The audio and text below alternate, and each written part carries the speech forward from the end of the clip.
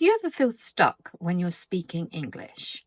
Like your brain understands what's going on, but your mouth can't quite catch up. Stay with me. By the end of this video, you'll know exactly what's holding you back.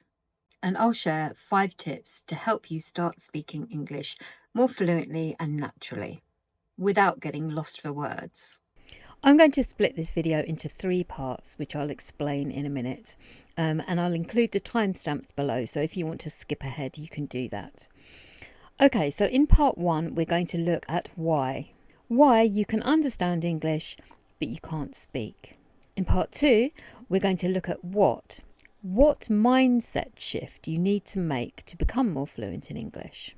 And then in part 3, we'll look at how you can become more fluent in English with 5 practical tips that I'm going to share.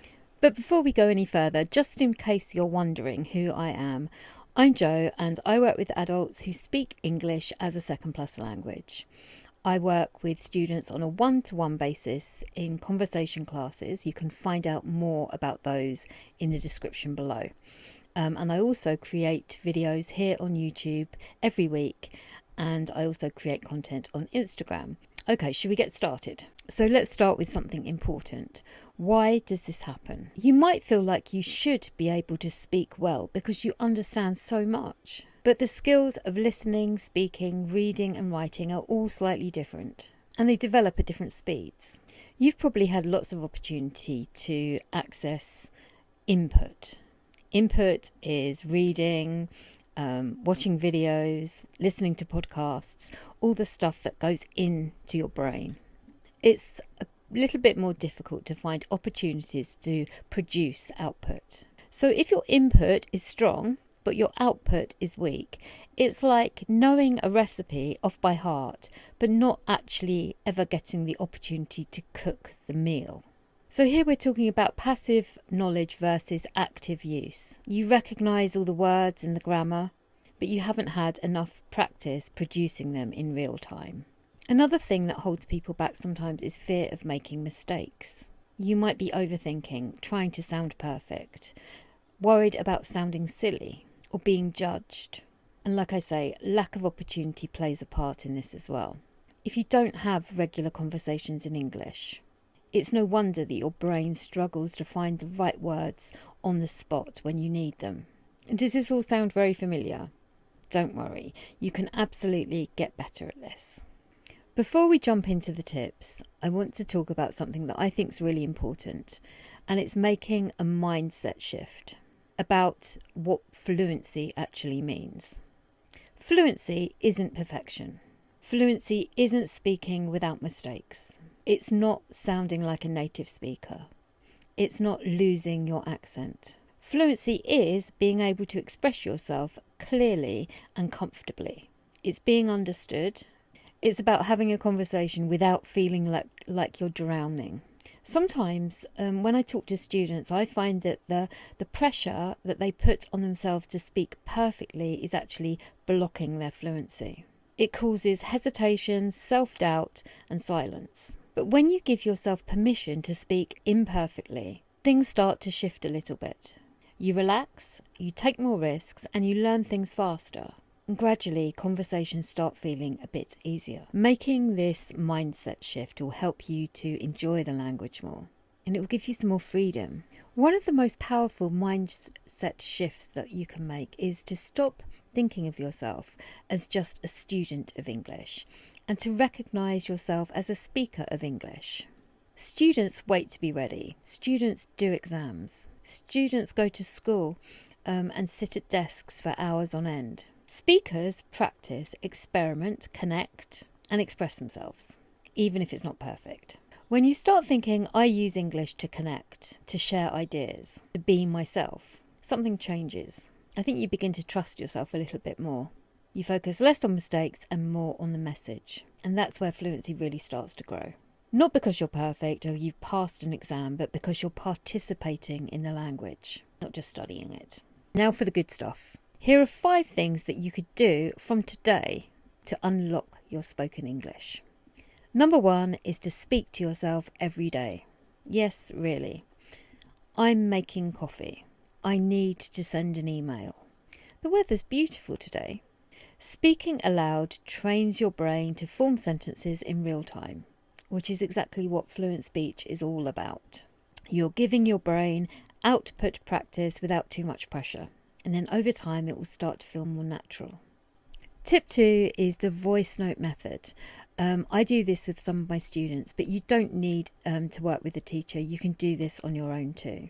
Every day, record a short message about your day, your thoughts, or just a topic you're interested in. Just speak spontaneously. Don't write it down first and then read.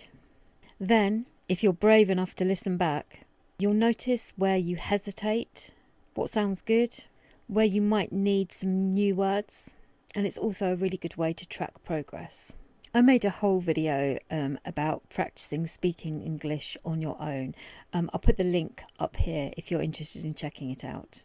Okay, tip number 3 is to think in English. I know this is easier said than done.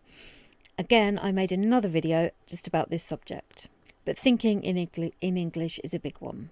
If your brain is always translating what you're having to say, it's having to work twice as hard. So let's take the pressure off a bit. Start small. Name objects around you in English. Ask yourself simple questions in English. What time is it? What do I need to do today? Try reacting in English. Oh, really? No way. That's annoying. This will help you to feel more fluent internally, which makes it easier to speak externally. Tip 4 is to learn vocabulary in chunks rather than just in individual words. Instead of learning one word at a time, focus on useful expressions that you can drop into conversations without thinking.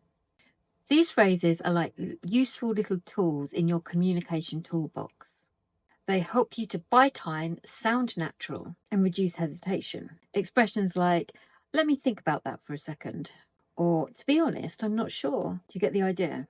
And when you hear chunks that you like in the material, the input material, the things you're listening to or reading, note them down. And like I say, instead of just learning the word, learn the chunk. And then try putting it into practice when you're recording a voice note or when you're talking to yourself. Tip number 5 is to get regular real-life speaking practice, which is easier said than done, I know. However, platforms like italki, where I offer conversation classes, are a great place to get started. My conversation classes offer a safe place to speak freely, to make mistakes without being judged, and most importantly, to feel supported. If you're interested in taking a conversation class with me, then the link is in the description below. And you can also get a $10 discount when you book a class on italki through my link. I'll put it all in the description. Alternatively, you could look for a language partner or join a conversation club. Regular output is key to fluency.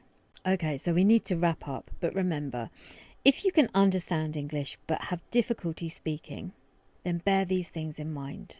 Your input is strong, you have the knowledge. Now it's time to activate it with consistent output. Speak to yourself, record your thoughts, think in English, use real-life expressions, learn chunks, and practice as often as you can. And then you can start finding your own voice and feeling comfortable in your own voice in English. If you enjoyed this video, then I'd really appreciate it if you gave it a thumbs up and said hello in the comments. Perhaps you could tell me what you find particularly hard about speaking English. And don't forget to subscribe for weekly videos on how to build your confidence in English. Thanks for watching, take care, and I'll see you next time. Bye.